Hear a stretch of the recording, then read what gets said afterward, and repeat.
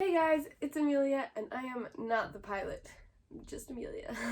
It is the end of 2020, finally, thank God. Oh my God, that was such a year. Here's to hoping that 2021 is just like, just a little better. Like, it doesn't even need to be a lot better, I just need it to be just a little bit better. To close out the year, I thought I would do a book video of all my favorite books of 2020 and my TBR for 2021.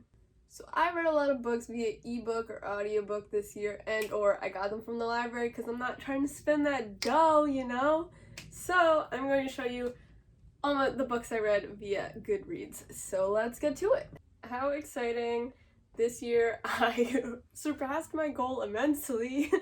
I had started off with the goal of just reading 50 books because I feel like that's like achievable, but like it's a bit of a reach, you know, for me on a normal year. And then this year just wasn't normal. And so I read 103 books, which was like my new goal was 100. When COVID happened, I was like, all right, we're reading a lot now. So now the goal's 100 for sure. I definitely read a bunch of like ebooks and comics this year, so that definitely helped me get to that. And the only other time I've ever read 100 books in a year was sophomore year of high school when I was doing not great. But I reached my goal of 100, so I'm really excited about that. I read 103 books, which is crazy. I think that's the most I've ever read in my entire life. So there's that. I do feel like reading this many books in one year, you don't get to like enjoy them as much or like savor them, you know? And I also don't feel like I remember them as well. Like in the future, if you ask me the plot of the book, I won't be able to tell you because I read it in like 2 days. But I got through a lot of my TBR pick file, so I mean, there's a win and a lose. I've also added so many books to my TBR this year, I'm like real stressed about it. But anyway, let's look at what I read. So I read 27,000 pages. That's crazy. Am I doing okay? Oh my god. My shortest book was the Harry Potter prequel. It says it's 4 pages, but it's not. It's 1 page. I didn't know this existed, and how come nobody ever told me? I'm such a huge Harry Potter fan, and I didn't realize Daniel Radcliffe wrote a 1-page prequel starring James and Sirius shenanigans for an auction, and it's just on the internet for y'all to read. Oh my god, it was so good. It's only 1 page, but like the whole time I was like, oh god, my boys. I'll link it down below. Also, there's like 3 Hogwarts ebooks that are essentially just Pottermore articles collected, but they're really cute, and I also didn't know those existed. My longest book was Order of the Phoenix. This is a very Harry Potter year for me. This is actually the first year I've ever reread in full the Harry Potter series. I usually reread the 1st through like 4th ones, and then I just like stop reading them. A new thing I actually did this year was use ebooks and audiobooks. I've never used ebooks or audiobooks before. Ebooks just sort of like piss me off. Like, you're not holding it, it's not the same, you know? And I feel like it gives you like the percentage at the bottom instead of the pages. Like, how are you supposed to know how many pages you have left in a chapter? Because like I usually like section it off, and then I'll be like, oh, like I only got like 4 pages left, we keep going, you know? And I can't do that when I'm reading with an ebook. But since I got a job and I'm commuting to New York, it's easier to like read on my phone than it is to read on a book, you know? Also, a lot of the books I was trying to get, I couldn't get them physically from my library, but I could get them in ebook form immediately from my library. So I was like, okay, let's go, ebook it is. And I actually like using an ebook now. Like, I don't mind it. I definitely prefer having the physical copy, but it's just so expensive. I like the Kindle Amazon reader the best, I think, on like iPad and phone. I think that one's the best in my opinion. Like, I like the way it slides. I like the different like settings you could do to it. I like that it has the page number at the bottom. And I've also found I think I read faster when I read with the ebook because I don't know how many pages are left, so I just keep reading, you know? But I also used audiobooks for the first time this year. I've never done an audiobook before, mainly because I don't have the attention span. But at work, as I'm like doing my design stuff, I like listen to music or listen to podcasts, and I was getting really bored of doing that every day, so now I started listening to some audiobooks. I just have them going on in the background, and I never do a book that's like too like detailed that you have to pay attention to. It's always something that I could just sort of like listen to, and it just sort of like numbs out my mind while I'm doing stuff, you know what I'm saying? And because of the audiobooks, I was able to get through like one audiobook a week and like 1 or 2 real books a week. So that I think also helped my speed. So my longest book was Or the Phoenix. That's interesting. I thought Deathly Hallows was longer than Or the Phoenix. These are my Harry Potter books, by the way. All of these. I feel like Deathly Hallows is longer, but I guess not now that I'm looking at them. That's interesting. I averaged 265 pages a book. Yeah, that sounds about right. My most popular book was Harry Potter, no duh. And my least popular was Belinda Blinked. Okay, so Belinda Blinked, if you don't know what it is, there's this podcast called My Dad Wrote a Porno, and it is the funniest thing I have ever heard. Oh my god, it literally, like, I, like, pissed myself. I'm laughing so hard. It's literally crazy. It's these 3 people in London. It's, this guy and his 2 friends, and the guy's dad wrote a porno. And it's called Belinda Blink. However, it's not a porno. It's just really bad writing. It's just really funny. It really incorrect anatomy things going on, really unsexy scenarios. Like, it's just really, really funny. And so they made this podcast where the 3 friends get together and they drink and they read this book. And they like make fun of it and stuff. It's just so funny. They're just, oh my god, it's so crazy. You need to listen to it. It's like one of my joys in life, one of my favorite things from the year. Listen to My Dad Wrote a Porno. They have a new season coming out, I think, this year in like April or May, and there's 5 seasons out already. So go listen to it. It's so good. My average rating for 2020 is 3.9. I wish Goodreads let you do half stars, but they don't, which sort of annoys me. I feel like as I'm reading more books, I'm becoming pickier about what, like, I really like, you know? I read some really good ones, though, this year. My favorite books that I read this year was Leigh Bardugo's, just everything she's written, pretty much. The whole Grishaverse. If you haven't read them yet, you need to. They're so good. They're young adult fantasy. The characters are diverse and interesting and, like, really well developed and have crazy arcs, and like the world that she's created is so cool, and and they're making a TV show. It's coming out on Netflix in April, I think. And so the first book is called Shadow and Bone, and that's a trilogy, and then after that there's a duology called Six of Crows and Crooked Kingdom, and those are different characters but in the same universe.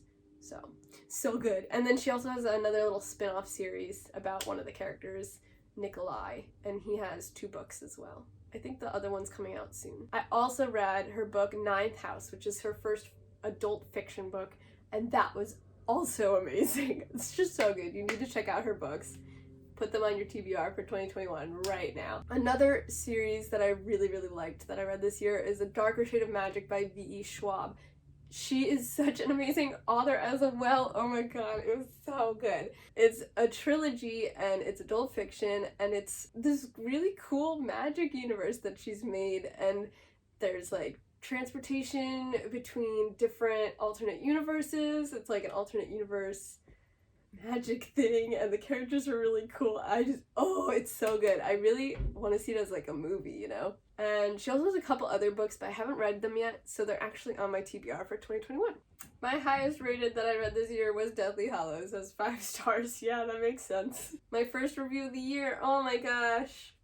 TBT. This was before everything went bad, and this is what I read. This is a sequel to a book I really like.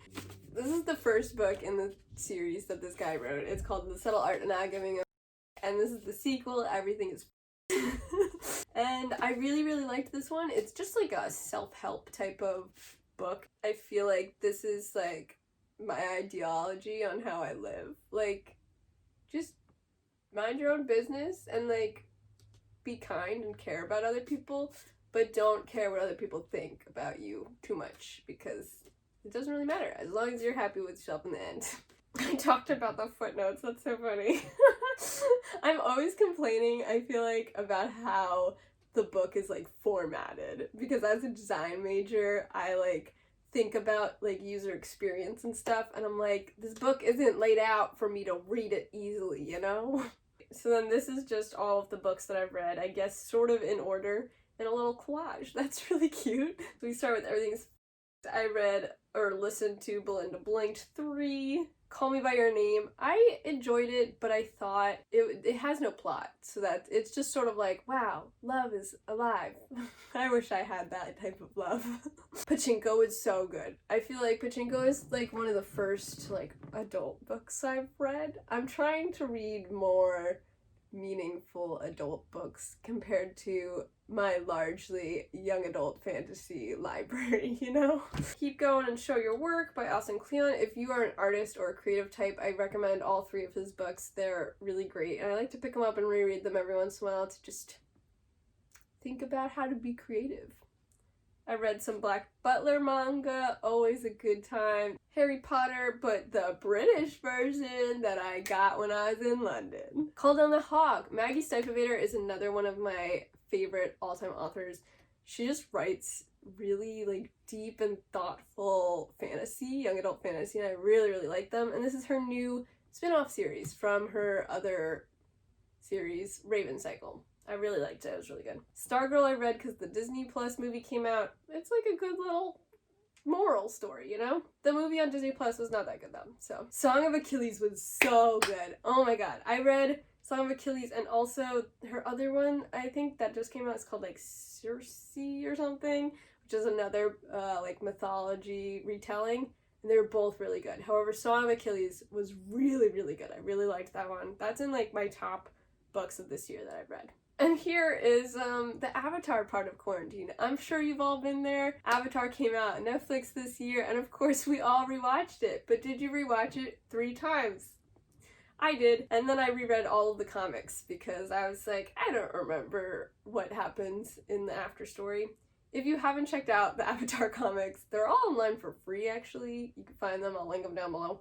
But they're really good, and they tell the story of Aang and the team after the TV show, and they answer a lot of questions. Like, what happened to Zuko's mom? The Hate You Give was such a good book.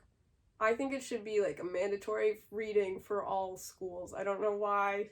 It's so like accessible to understand the different perspectives and meaningful and emotional, and God, I haven't watched the movie yet, but The Hate You Give was so good. Oh my god. Becoming by Michelle Obama. It's pretty interesting to learn about their whole Obama lives before the presidency and stuff.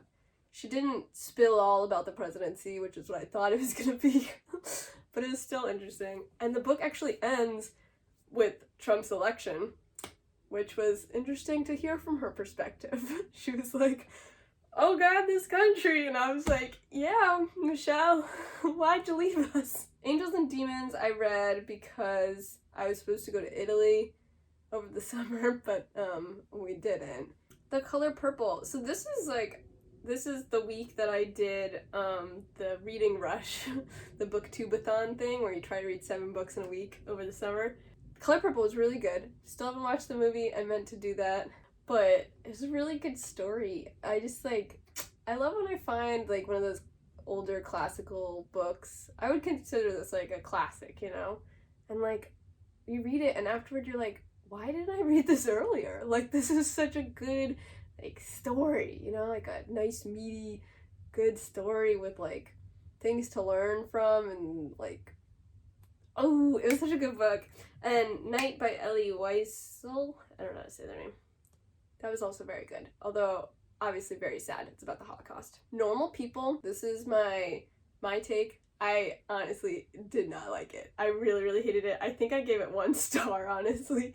I don't know why people are raving about this book. It reminded me of Catcher in the Rye, but like modern and Irish.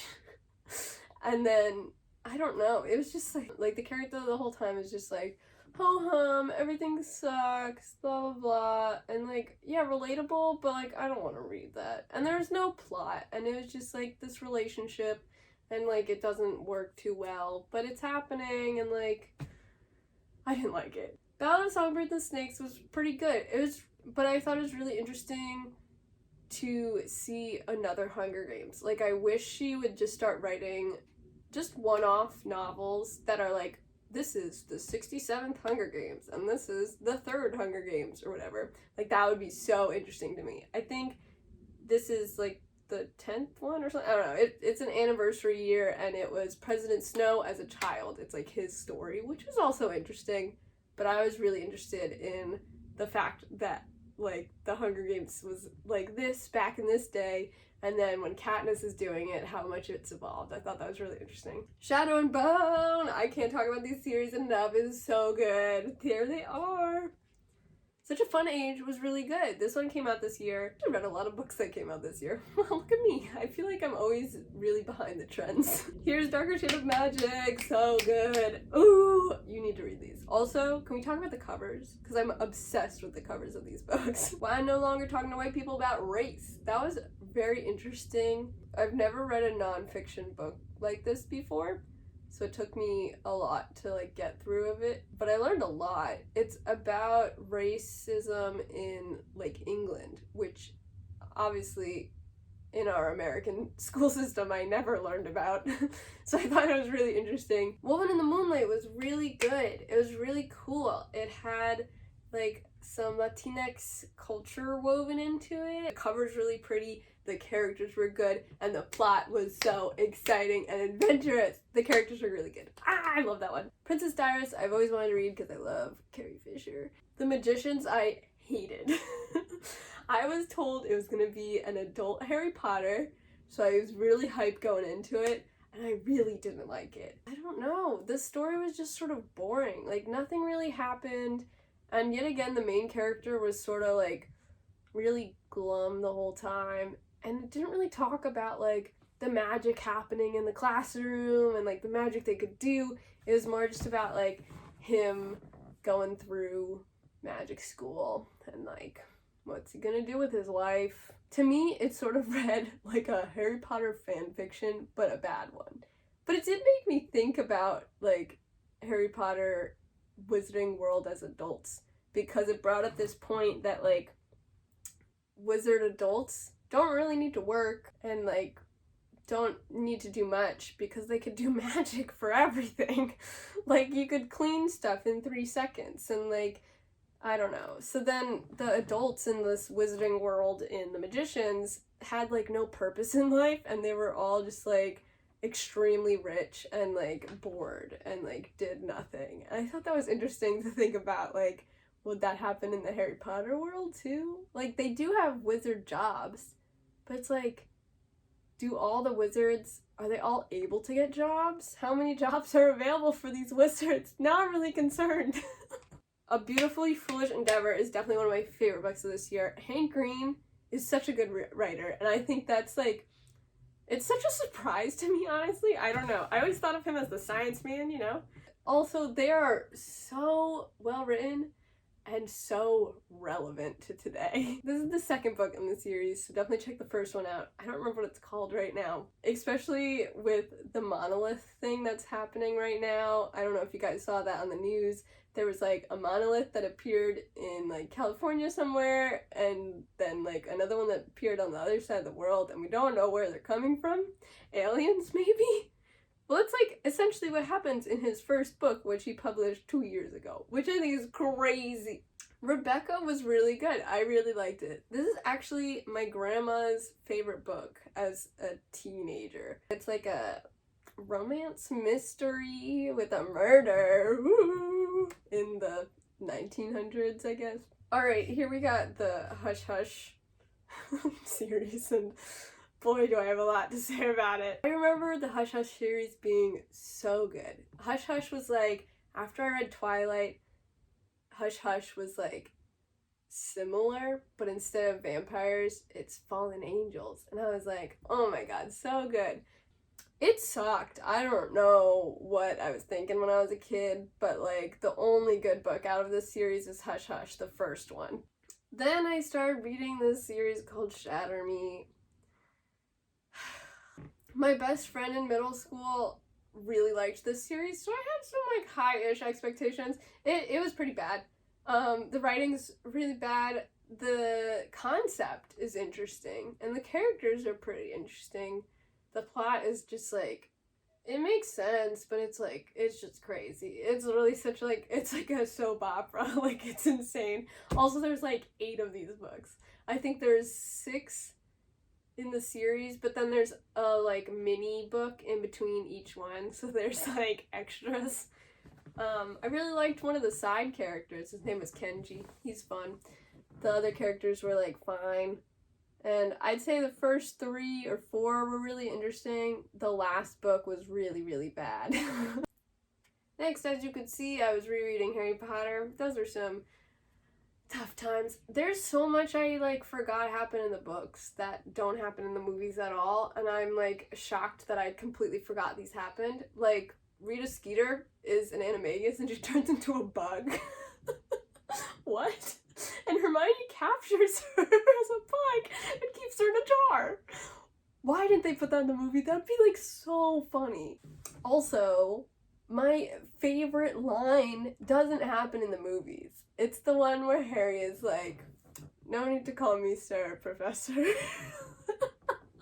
That one, and the one where Harry is like, "Well, it's a nickname. It's a name that your friends call you." And Snape is like, "I know what a nickname is, Potter."